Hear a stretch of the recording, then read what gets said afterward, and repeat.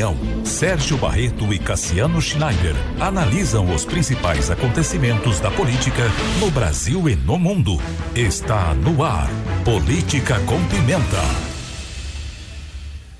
São 7h mais 51, 7h51, estamos no ar com mais uma edição então do Política com Pimenta para você, ouvinte do Repórter Cultura. 7h51, hora certa por aqui, sempre no oferecimento de Lojas Hart, desde 1921 sempre presente, e nós vamos ao ar todos os dias no oferecimento da Colina, sua melhor experiência Volkswagen em Blumenau e região. Já estão aqui a postos Dr. Sérgio Barreto, Cassiano Schneider, para mais uma edição do Política com Pimenta, edição desta quinta-feira, dia 20 de junho. Muito bom dia, doutor Sérgio Barreto, seja bem-vindo. Bom dia, meu amigo Dair, bom dia, meu amigo Cassiano, e bom dia aos teus ouvintes. Cassiano Schneider, bom dia, seja bem-vindo para mais uma edição do Política com Pimenta. Bom dia, Dair, bom dia, doutor Sérgio, e bom dia a todos os ouvintes da Rádio Cultura. Muito bem, vamos lá, gente. Vamos começar o nosso Política com Pimenta e falando de um assunto aqui do nosso terreiro, né? Não aqui de Timbó, mas do estado de Santa Catarina. A gente normalmente tem assuntos aí do Brasil e do mundo para comentar aqui, mas agora tem um assunto de Santa Catarina, Operação Fundraising, conduzida pelo Grupo da Atuação Especial de Repressão ao Crime Organizado, GAECO, e Grupo Especial Anticorrupção, investiga crimes como desvio de recursos públicos, corrupção e fraudes em licitações. Segundo a apuração aí da jornalista Maga Stapassoli, entre os alvos estão Fernando de Favre Marcelino, do MDB, Clore Perosa, do PT, Marcelo Baldissera, do PL, e Mário Afonso Foitechen, do PSDB, todos presos durante a operação. Além deles, Emerson Ari Reicher, do PT, ex-prefeito de Pira, empresário, e Edson Bez de Oliveira, do MDB, ex-deputado federal, empresário, e Mauro Francisco Risso, do MDB, prefeito de Jardinópolis, foram alvo de mandados de busca e apreensão. No total, 22 prefeituras estão sendo investigados com mandados de busca e apreensão como parte das investigações. E aí a gente vê, né? Veio aqui PT, veio aqui PL, vê PSDB, vê PMDB. Corrupção não tem sigla partidária. Começa com você, Cassiano Schneider.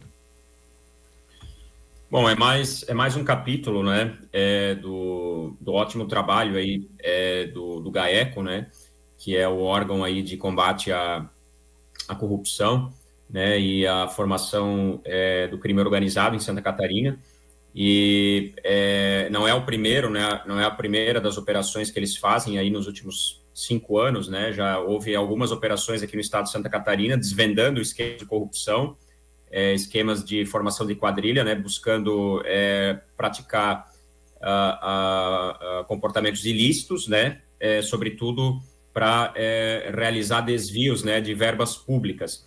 E é uma vergonha, né? Isso é lamentável até para o estado de Santa Catarina, porque quando a gente costuma comparar e costuma falar sobre o estado, né, de Santa Catarina, a gente costuma colocá-lo, né? E ele costuma não, e ele figura sempre nas primeiras posições do ranking em vários aspectos, né? Educação, saúde, né, segurança e qualidade de vida e tudo mais, né? Além, obviamente, das belezas naturais. Agora, a gente ter que ser, né, alvo de notícias como essas, né? O estado, falo a gente, o estado de Santa Catarina, que é um estado maravilhoso, fantástico, ter que passar por isso é lamentável, né? Eu acho que isso fere muito a moralidade do estado, e esses prefeitos, esses políticos e também empresários que de fato realizaram, né, que praticaram e fizeram parte desse esquema, precisam ser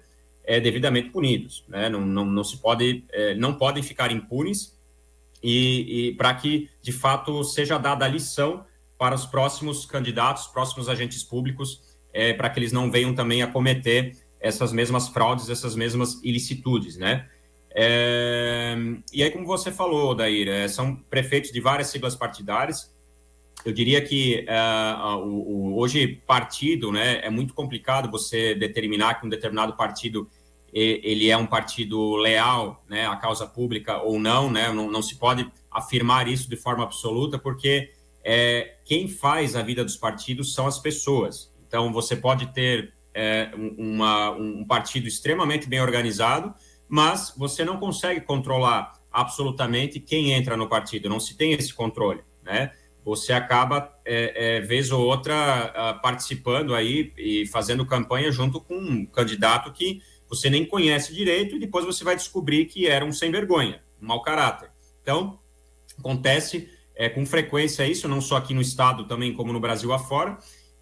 Então, quem comete ilicitude, né, quem pratica corrupção, né, aqui em Santa Catarina e em qualquer outro lugar, tem que ser punido. Então, eu espero que, de fato, se comprovado a prática do ilícito, né, por esses agentes públicos e por esses empresários, que eles sejam devidamente punidos. E isso também serve como um alerta, né, para outros municípios da região, para que também os seus agentes públicos, os empresários aqui da região também não cometam, né, os mesmos atos ilícitos, né, e não pratiquem corrupção, né, praticando desvio de verba pública. Porque verba pública é uma expressão popular que todo mundo gosta de usar, mas, na verdade, quando a gente fala verba pública, é dinheiro do pagador de impostos. É o nosso dinheiro, né, o seu dinheiro, o dinheiro dos ouvintes aqui que estão ouvindo o programa. Então, o dinheiro de todo mundo é alvo, né, é vítima de um comportamento nefasto de agentes públicos e empresários que se locupletam para desviar esses recursos da finalidade para a qual ele foi cobrado. Então, parabéns ao GAECO, parabéns aos órgãos, né, de fiscalização e aos órgãos de combate à corrupção. O GAECO, eu ressalto, já vem fazendo um grande trabalho aqui em Santa Catarina há muito tempo, né? Teve até uma operação que ficou famosa aqui, que envolveu agentes públicos de Blumenau e também de outros municípios, que foi a Operação Tapete Negro, né? Na época aí que desvendou aí um suposto desvio de mais de 90 milhões de reais, na época, só na cidade de Blumenau, né, com obras de pavimentação asfáltica e envolvendo empresas também com fraudes em licitação. Então, é uma pena, isso é lamentável, é muito triste para Santa Catarina ter que ficar dando esse tipo de notícia, né, porque nós, volto a dizer, sempre nos orgulhamos, né, de ser um estado que ocupa aí as primeiras posições em rankings de vários aspectos, né, e, infelizmente, ultimamente, nós estamos sendo também um dos líderes, né, de municípios que mais apresentam esquemas de corrupção. Isso é lamentável para o Estado e eu espero que o GAECO continue fazendo esse bom trabalho que vem fazendo, desvendando esses esquemas e que não deixe passar nenhuma só prática de corrupção aqui no Estado.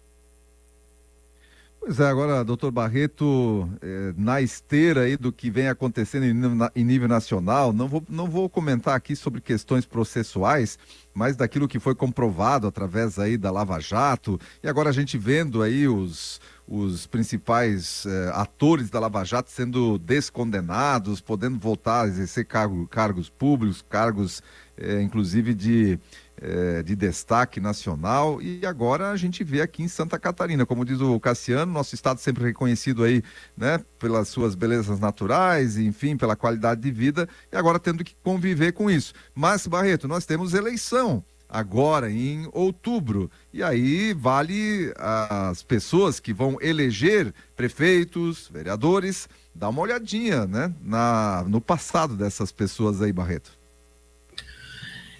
O problema é que a população, isso é uma questão, sei lá, de sorte. Tu vê que tem pessoas, eu vi aqui um cidadão, aquele Edinho Bess, ele foi alvo da operação.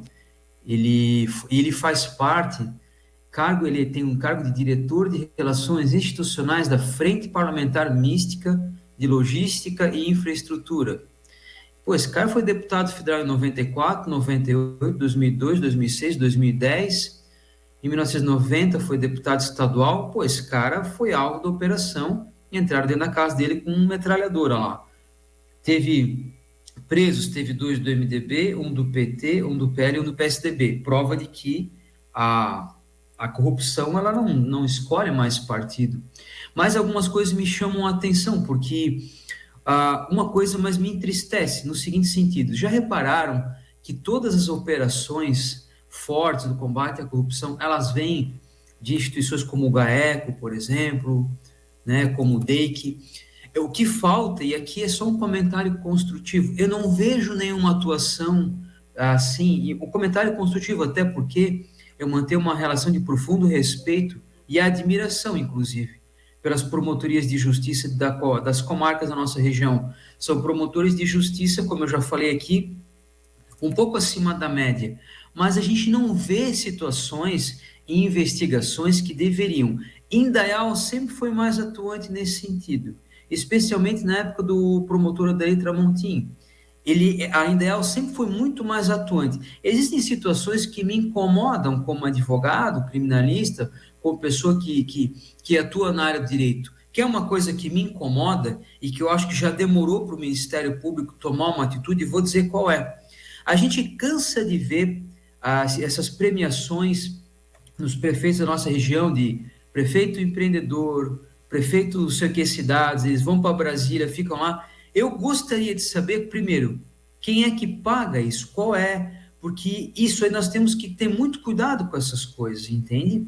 O prefeito, ele está aqui, ele ganha um prêmio, pô, ele vai para Brasília, ele fica em hotel, ele gasta, quem é que está pagando isso? Mais do que isso, qual é o critério? Porque cansa de me ligar gente e falar o seguinte, você quer ganhar uma placa e aparecer na mídia como o melhor advogado da região, custa R$5.000. Eu falo, não, eu acho isso uma idiotice. Se eu tenho que pagar para aparecer, alguma coisa está acontecendo. Então, eu não sei até onde essas coisas têm uma legalidade, têm uma transparência. Prefeito empresário, ele fica uma semana na mídia. Então, não, tem que ver se isso é pago e se o patrocínio nas mídias depois também é pago. Porque está sendo muito fácil ser gestor hoje em dia, cara. Está muito fácil. O cara entra e ganha prêmio e agora... Nada contra, eu estou falando no critério de se investigar e ver. Prefeito Indaial ganha, prefeito Timbó ganha, prefeito de Ascurra ganha, prefeito de Blumenau ganha. Mas quem é que está pagando esse troço? Então eu acho que tu pode ver as operações, elas sempre vêm desses órgãos, mas salvo Indaial, que eu acho que sempre foi mais atuante na moralidade pública, falta um pouco de movimentação do Ministério Público. Falta um pouco de se inteirar um pouco mais das atuações. E digo mais, se os ministérios públicos da comarca, eu não sei se são eles que passam as informações, porque eles têm muita comunicação com esses órgãos especiais, mas de repente ser um pouco mais atuantes nessa questão de moralidade pública, né? A fraude em licitação é um crime bárbaro, porque o cara que frauda a licitação, cara, ele faz o quê? Ele simplesmente está tirando dinheiro público das obras públicas, sem jamais, pelo amor de Deus, querer imputar culpabilidade a todo mundo. Esses dias me chegou um cara e falou assim, vocês sabiam sabe por que na nossa região dá muita enxurrada, não? Eu falei, não, porque as bocas de lobo deveriam ter nos dois lados da rua, e sabia que só tem um lado, por quê? Eu não entendo. Eu falei, como assim? Não, só tem um lado. Agora posso estar falando uma grande inverdade, mas sabia que por lei tem que ter nos dois lados? E por que tem só um lado? Quem é que faz bocas de lobo em Timbó? Quem é que está fazendo? Será que não tem nenhum setor para fiscalizar isso? Será que não tem nenhum órgão? Será que eles estão ganhando mal, não? Ninguém para ir lá fiscalizar uma licitação, cara? Fiscalizar a obra? Fiscalizar o que está sendo feito? Eu vou falar uma coisa para vocês. O que é pego é o grosso, assim. É a questão de 30 milhões, 50 milhões, é isso aí. Mas existem muitas irregularidades que acontecem que não são apuradas. E a gente precisaria de um pouco de resposta do poder público enquanto contribuinte. Porque uma coisa é fato, o IPTU vem na tua casa para você pagar. E se você não pagar, tu perde o teu imóvel. Tá? A execução aí das procuradorias municipais em toda a região, aquilo é execução em cima de execução, doa quem doer. Mas qual é a resposta do poder público para isso? Eu acho que a gente tem que ter um pouco dessa coerência, entende? É lógico que não existe partido político hoje em dia. Não, e é por isso que eu nunca vou... É normal tu se afiliar a alguma agremiação, mas eu sou muito mais de pessoas. Tá? O Cassiano é filiado do MDB. Não é o partido que eu estou filiado, mas eu gosto dele. Eu sou um cara que eu sempre votei em pessoas, eu não voto em partido. Posso ter minha agremiação por uma afinidade, mas eu voto em pessoas sempre. Só não voto com muita humildade no PT, porque é uma situação em Jaque, né?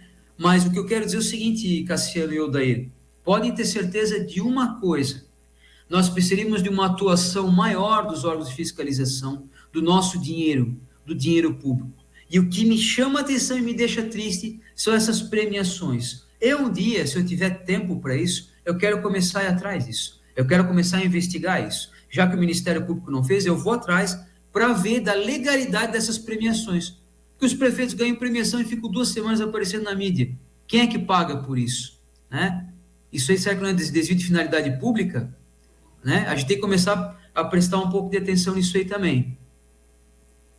Muito bem, esse assunto então, né, dos prefeitos, mais uma operação da GAECO prendendo prefeitos aí de diversos partidos, corrupção em Santa Catarina, mais uma operação, né, com mais de 20 prefeitos aí sendo investigados e com a polícia batendo aí nos seus gabinetes, nas suas casas, enfim.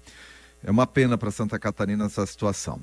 Mas vamos lá, agora um comentário de vocês também a respeito da manutenção da taxa básica da Selic, 10,5%, interrompendo uma sequência de quedas, né, que vinha acontecendo aí de 0,5%, 0,25%, 0,5%. A Gleisi Hoffmann e o Lula batendo no Campos Neto, o Lula nunca foi a favor da independência do Banco Central, inclusive agora querem judicializar, querem entrar com um processo aí contra o Campos Neto, só que tem que lembrar que na votação de ontem foi unânime e tem 4 integrantes lá do Copom que foram indicados já pelo Lula e estes também votaram na manutenção da taxa básica da economia em 10,5%, que é alta, vamos lá. 10,5% é uma taxa elevadíssima e a gente sabe que isso faz mal para a economia. Agora tem que se entender o porquê da manutenção dessa taxa. Cassiano, com você. Nós falamos algumas vezes sobre o assunto também, já no programa. Odair, o que acontece? A decisão ali do Copom, né, do Comitê de Política Monetária Nacional, para manter a taxa básica de juros, ou seja, para interromper, né, o processo de queda que vinha sendo iniciado desde setembro do ano passado, né, quando a taxa estava em 12,75%. Então, depois de sucessivas quedas, né, agora parou em 10,5%. Por que eles interromperam? Por que eles mantiveram, né, essa taxa? Porque, obviamente, existe uma expectativa por parte do Copom e por parte de muitos economistas, né, essa é a leitura que o mercado e os analistas estão fazendo de maneira quase unânime, que vai haver um aumento de inflação. Por que vai haver como é que esses especialistas conseguem estimar, conseguem projetar? Vai haver aumento de inflação. Isso reside no futuro, né? Hoje nós estamos no presente. Quais são os fatores que estão indicando esse aumento?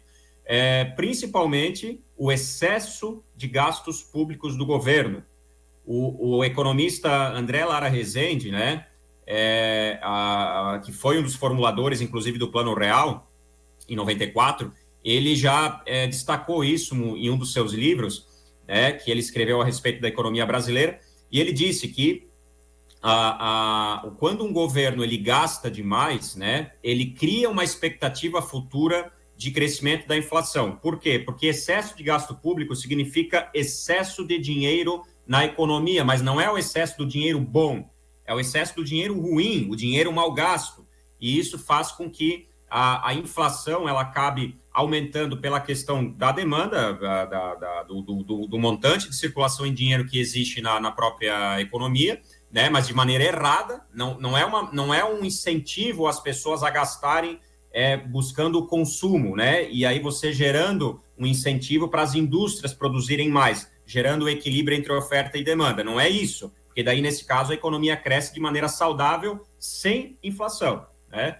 O que acontece é o governo despejando dinheiro através do gasto desenfreado, né, de dinheiro público, através do aumento de impostos para gastar mais ainda, né, não mexendo no seu próprio custo fixo, nas suas próprias despesas, né, da máquina pública, e despejando dinheiro de maneira errada dentro do país, fazendo com que, então, se projete esse crescimento da inflação. Então, o que o Banco Central está fazendo? Não, espera aí.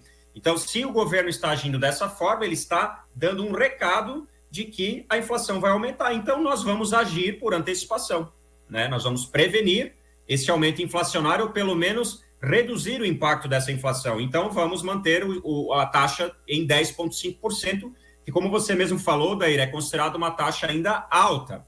Porém, uma taxa que, e aí eu concordo com o Comitê de Política Monetária e com o próprio Roberto Campos, uma taxa que é necessária para evitar um mal maior. Porque se acontecesse o contrário, vamos voltar um pouco, alguns anos ali, no governo Dilma Rousseff, do PT, né? Quando o Banco Central ainda era vinculado ao Ministério da Fazenda, ainda existia o vínculo e o governo tinha, né, soberania sobre as decisões da política monetária. Vamos imaginar que fosse naquela época. O que a Dilma fez naquela época, quando o excesso de gastos realizados pelo então governo Dilma, né, pedia uma manutenção das taxas de juros altas, justamente para fazer o que o Campos Neto quer que seja feito, né, estancar um crescimento inflacionário. A Dilma fez o contrário. Ela pegou e disse o seguinte, se eu não me engano, na época, Alexandre Tombini era o presidente, se eu não me recordo. Então, disse o seguinte, Alexandre, vamos fazer uma reunião e vamos baixar a taxa de juros.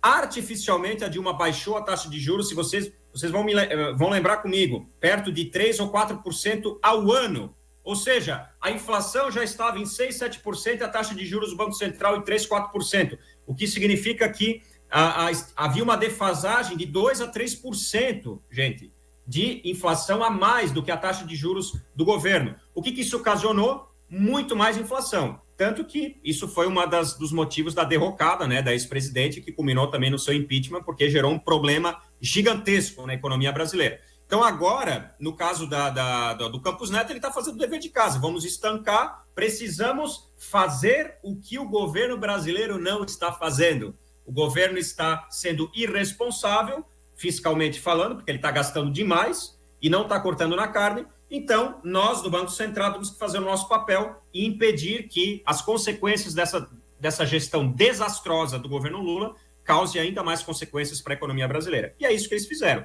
Inclusive, os 4 membros indicados pelo PT, a mesma coisa, tomaram a mesma decisão unânime de manutenção da taxa de juros, que na minha opinião, é acertada, custa caro para o bolso brasileiro, só que é necessário para evitar um impacto ainda maior daqui a 2 ou 3 anos.